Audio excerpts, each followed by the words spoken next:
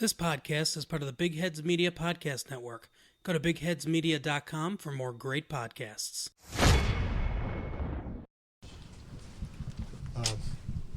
Good game, tough loss, who cares? Most importantly,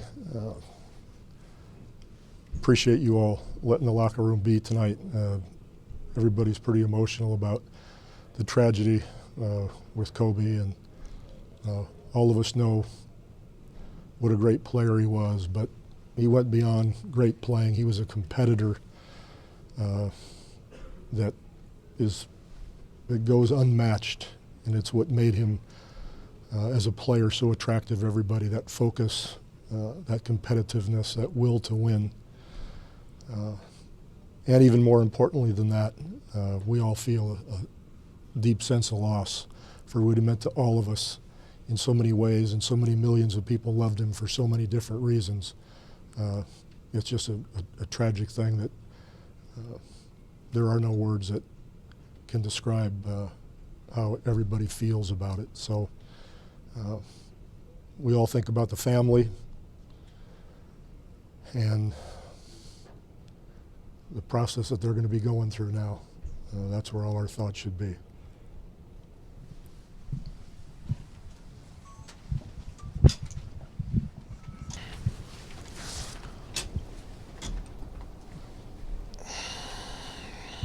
Just how tough was that to do? Man, I mean, words can't explain it, man. For myself, learning everything I've learned basketball-wise from Kobe, what he meant to the game, the inspiration that he brought to the world. Not just that, his daughter. I'm a father. I can't imagine something like that, happening. I mean, it's a sad, very sad day. Tamar, you even had shoes designed off the influence of Kobe. What did he mean to you personally as a player growing up? Everything. Everything I learned came from Kobe. Everything. Take Kobe away, I wouldn't be here. I wouldn't have love. I wouldn't have the passion, the drive. Everything came from him. Tamar, the tribute that you guys and the Raptors did before the game, the 24-second violation, who came up with that? Did you guys discuss it with each other? I know Nick Nurse came over. I think he mentioned something to Pop. We all talked about it, and I don't know exactly who came up with it, but once we heard it, we respected it on both ends, and that's why we did what we did. Thanks, y'all. Thank you. Thank you, Mark.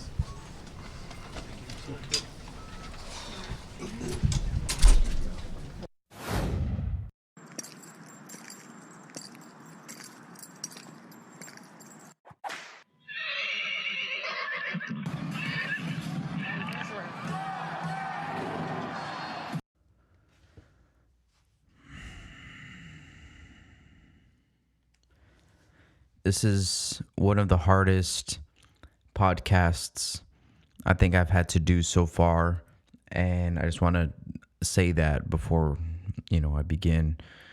This podcast is about Kobe Bean Bryant, remembering him and talking about what yesterday meant to me and to a lot of people around the sports world.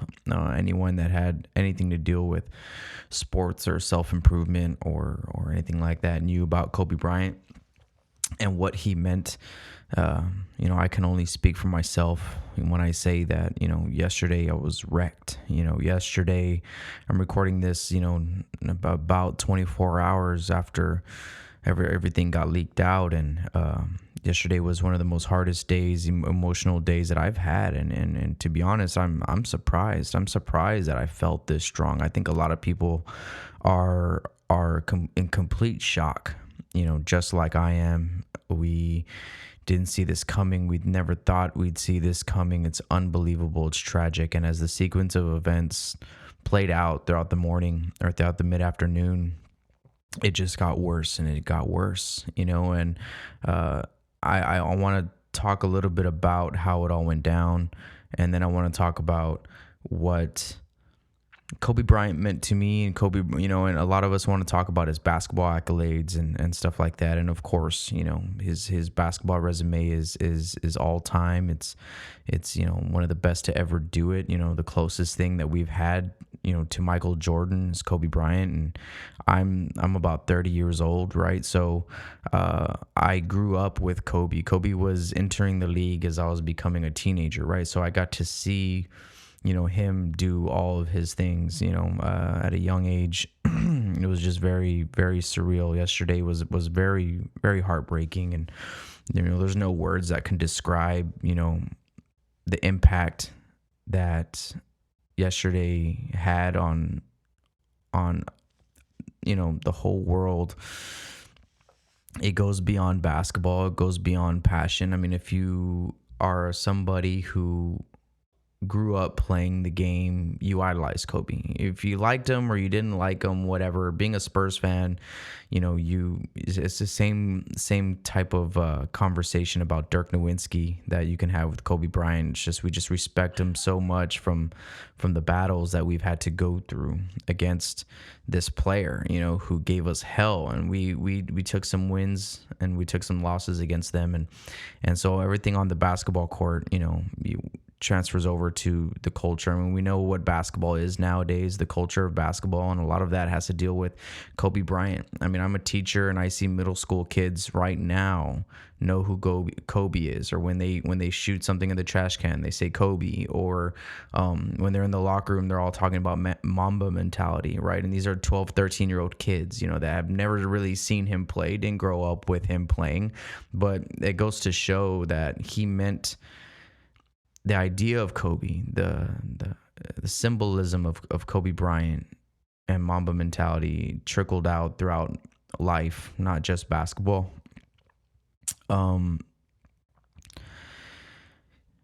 That's what he represented to me. He represented someone who works harder than anyone else, that's going to work harder than anyone else. He represents a mindset of excellence and efficiency and doing things the right way and trusting yourself and trusting the process and facing adversity. He meant all those things to me. That the epitome of those descriptions can be found within Kobe Bryant's words spoken. Everything that he's done after his athletic career, has impressed the shit out of me, and I've become more of a fan after Kobe's playing days were over. I'm huge into the arts, into film, and when he won an Oscar, I was like, man, this guy, he really is just that good. He really is just that good at whatever he wants to be good at, and the way that he championed women's sports, the way that he championed being a good father. I mean, everything that we've known about Kobe since the incident of Denver has really reflected him in this light where, in his career, he goes through that all the success in the world with the Lakers, and then he hits rock bottom. I mean, he hits rock bottom, and when all this stuff happens, and he actually climbs his way out of rock bottom, and not many players are able to do that, even to the level that he did it at, right? I mean, he was at the very bottom and climbed his way up, got his shoe brand back, got his wife back, and became a symbolism for family. I mean, Kobe Bryant was the epitome of a good father. I mean, he had 3 daughters or 4 daughters, and oh my God, poor Gigi, man, poor Gigi. The saddest thing, about yesterday is this. I know I'm kind of all over the place, but I mean that's what yesterday was, man. I mean, our thoughts were all over the place, and yesterday when the news broke out and everyone's asking, is it real? Is it real? Is it real? Oh my gosh, I think it's real. Everyone's starting to run with the story. First it was TMZ, then it was different media outlets news outlets, and then the story came out, and the story had validity to it at that point, and everyone that was just like, oh my God, Kobe, really? What? No, my God, did this really happen? Then you started hearing about the possibility of his daughters being on board, and there was a report that his whole family was on board, and then earlier you had the report that there was no survivors. So and coming out of once the news broke that his daughter was on board, and it made things so much worse, man. It's like this is a real life tragedy incident that is going to shake the world. And when it happens to good people and to family and innocent people, I mean, people die every day. I mean, that's what some people's arguments are right now. Oh, people die. It doesn't, death doesn't discriminate if you have money or if you're a very powerful person or whatever. Death comes for us all, and that's true. But not a lot of people were Kobe Bryant. Not a lot of people had the influence and the impact that he had. And I think now that he's gone, we're starting to see just how much, that impact really was, and how it hits people on multiple levels. I mean, it hits me as a fan of the game. It hits me as a Spurs fan going through the rivalries. It hits me as someone in my adult life has tried to implement the practices and the words and the advice of Kobe Bryant, and the way he went about his business is the way anybody should go about their business if they want to be the best, if they want to be successful, if they want to have that killer mindset, if they want to be great. It was like, okay, what did Kobe do? What was Kobe's mindset? And that's where a lot of us, I mean, that's where it hurts me so much right now. It's because I was so excited for what was coming next, and the fact that he passed away, and then so tragically, and then the news of the daughter that he was with him, it's like, oh my God. Then the police report came out, and they really couldn't say much at that moment. Because everything was still under investigation, it was ongoing, but they did talk about the fires. And so at that point, when the police started talking about it, we knew that there was an explosion, that this was not just a simple little crash where everyone's okay and a safe kind of landing. And no, it's like there was a fire. I mean, meaning that helicopter exploded, and there is some video that got surfaced, saying that that it's video of the actual crash. I don't know the validity to that video, but it's tragic, and I saw it, and I didn't know that's what I was gonna see. And to be honest, I wish I didn't see it, because I don't want to be there. I don't want to know. I don't want to see what happened, because it's tragic. And my thoughts and prayers go out to the Bryant family, and not only them, but every other person that was on board. Kobe Bryant was and his daughter Gigi were not the only ones. There was, first we thought it was 5 people, then it came out that there was 9 people, including the pilot.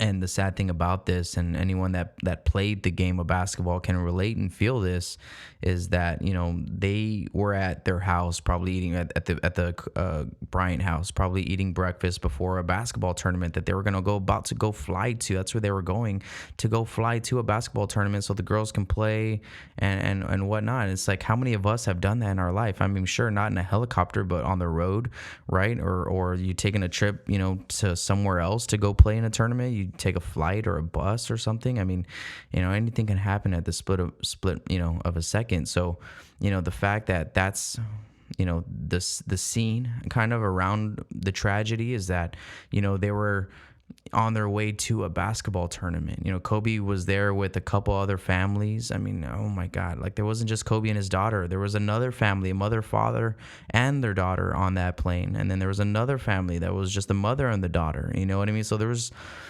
it's so tragic, and it's terrible, and it's heartbreaking, and I can't even stomach it. Yesterday, I bawled, man. Yesterday, I cried my eyes out a few times, and just because of the tragedy of it, and the impact that it had around the league. When you saw on Twitter, I had to get off social media, man. I was on Twitter, and I was following it, up to this point where the police the sheriffs had made their statements about, how unfortunate it is that people had to hear that their family died from TMZ and not from the proper channels and authorities and processes. But, out of respect to everyone involved, the police didn't give out any names, and it was going to come later. But I mean, at the same time, we had to know. We have to know these things. I mean, things. This is the new age where media and events travel at the speed of light, and this was gonna be one of them. It was unavoidable, and the fact that social media now is coming into play with video actually of the incident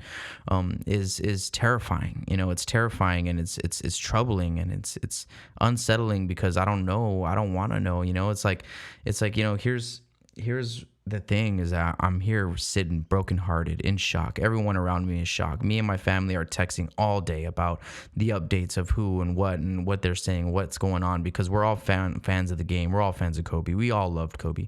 We all love to hate Kobe. You know what I mean? In San Antonio, there's so many Kobe fans. You know, every time the Lakers came to town with Kobe, half of the fans in San Antonio were in Laker jerseys.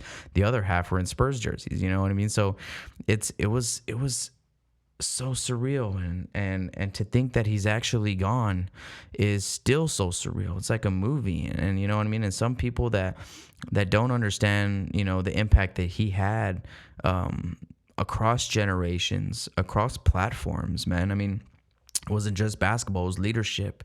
It was the arts. It was film. It was directing and producing. You know, it was film. You know, it was like he was his library of interests really opened up post basketball, and that's something that we're all so excited to see, man. Because like I said earlier, it was the mindset that he talked about.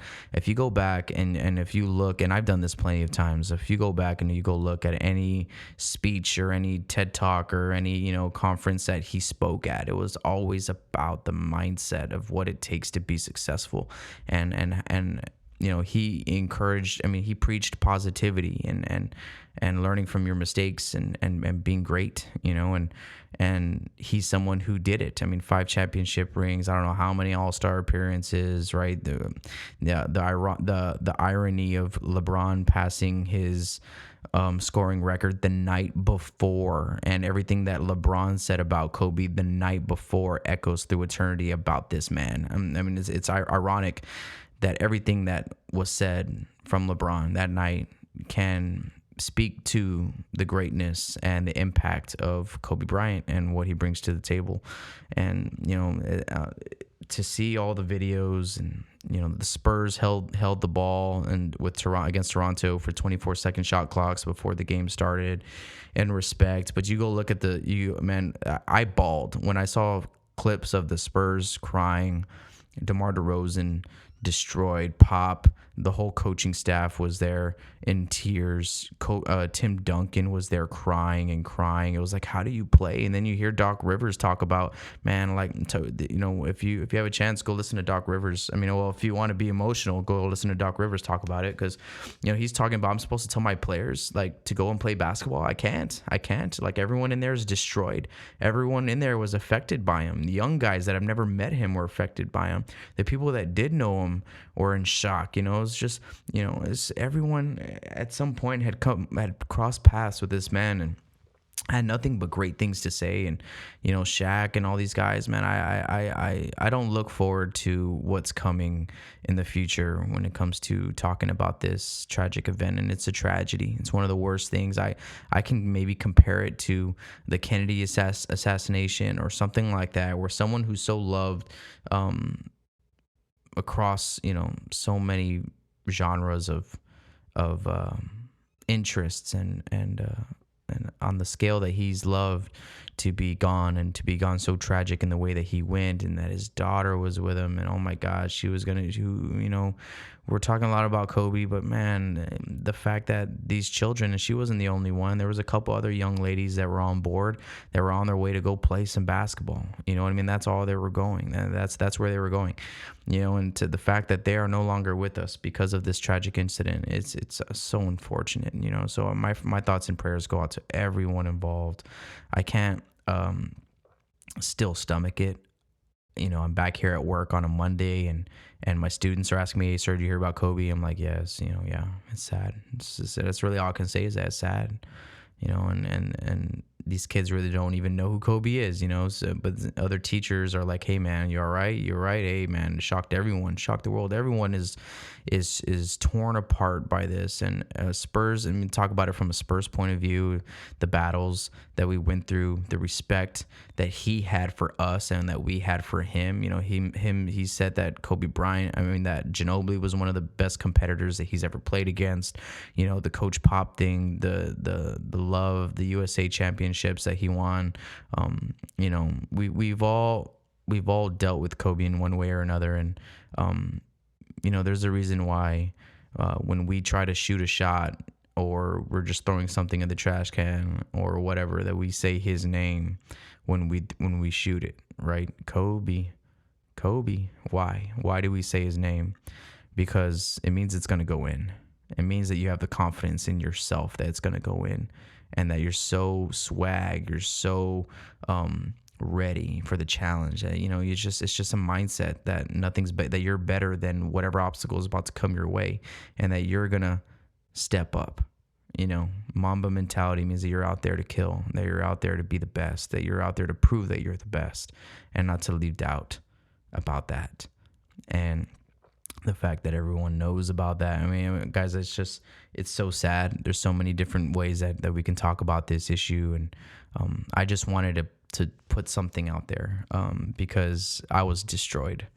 Yesterday. My girlfriend, she's not into the sports world really that much, and except when it comes to football. And so she was watching me just no energy, no enthusiasm throughout the day. It was hard for me to laugh. It came and it went. She's like, "Are you okay?" And I'm like, "Yeah, I'm all right." And it comes and it goes, because 20 minutes later I'm bawling again, and then I'm fine, and then another hour later I'm bawling again, just because the impact, it's resonating with most people on many different levels, not just as a fan of the sport or a player of the sport or someone who uses his personification to shape their lives. I remember one time I had an interview, and I went into the interview and I had done my research on who I was going to be talking with beforehand, and I went to their Facebook and they were a huge Kobe fan.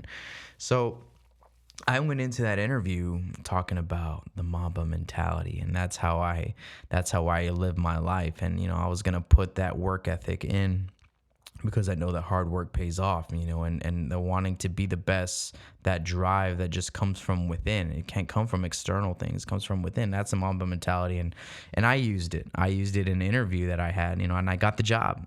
You know what I mean? And I got the job. So, it's so unfortunate, man. It's so flabbergasting. It's so unreal. It's so surreal. You can't even figure it out. No one can figure it out. Everyone is so confused, so scared. Everyone's dropping their testimonials. Everybody's saying their piece and about what happened, because it's one of the more tragic incidences that we're probably going to have in our lifetime. I mean, if I'm 30 years old right now, the tragic incidences that I can think of right off the bat are Princess Diana, the Twin Towers, falling on 9/11. Those are some of the big ones. You know what I mean? Michael Jackson dying, things like that. Like this is going to be one of those events that people are going to remember forever in the worst type of way. It's going to bring the worst feeling back to your stomachs whenever we're talking about it. And it's already come out today that he's going to be enshrined in the Hall of Fame this year posthumously, and as so he should. He's one of the greats to ever do it. I mean, he is Michael Jordan. Just he came after Michael Jordan. Michael Jordan came first, then Kobe Bryant came and pretty much did the same thing. One championship less, but greatness, man, greatness. So I think we all can take a moment here to reflect on what he represented to you. I mean, maybe he was just a basketball player to you, but maybe you're like me and he meant something more. He meant, he represented a way of life. And if you're a hooper, if you ever shot a basketball, you wanted to be as good as him. And as yesterday ended, I woke up this morning still in mourning. The whole world is mourning today. It's going to take a little while, and the worst is still to come. We still have, the funeral and the statements from the family and the wife, and oh my God, dude, it's the worst possible thing that anyone can imagine is really what happened. I mean, people get sad when they have to bury their child. Well, I mean, that's terrible. That's impossible to go through. And can you imagine this? Losing a husband and a daughter, if you're their family, or a father and a sister, it's so unfortunate. And my prayers and my thoughts and my heart go out to everyone that was involved. And I encourage them to pull through and to stay strong. And, a lot of people on Twitter are talking about the good times, remember the good times of Kobe, and that's what we should do.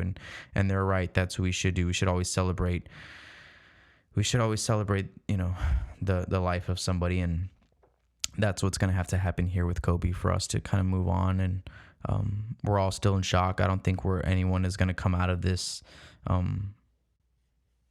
unscathed, for a little while.